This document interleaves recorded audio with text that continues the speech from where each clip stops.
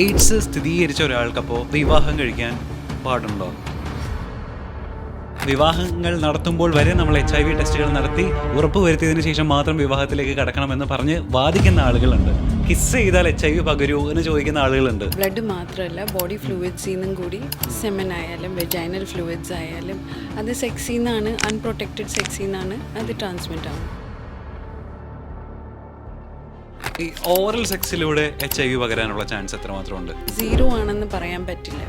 ചെറിയൊരു റിസ്ക് ഉണ്ട്. വായിൽ എന്തെങ്കിലും ലീഷൻസ് ഉണ്ടെങ്കിൽ അങ്ങനെ പകരാനുള്ള ചാൻസസ് ഉണ്ട്. പെപ്പ് യൂസ് ചെയ്താലും വേറെ ഏത് മെത്തേഡ്സ് യൂസ് ചെയ്താലും ഓൾവേസ് കോണ്ടമാണ് ഏറ്റവും ബെസ്റ്റ്. എയ്ഡ്സ് സ്ഥിരീകരിച്ച ഒരാൾക്കപ്പോൾ വിവാഹം കഴിക്കാൻ പാടുണ്ടോ? എല്ലാ പേഷ്യൻറ്റിനെയും സ്ക്രീൻ ചെയ്യണമെന്നില്ല.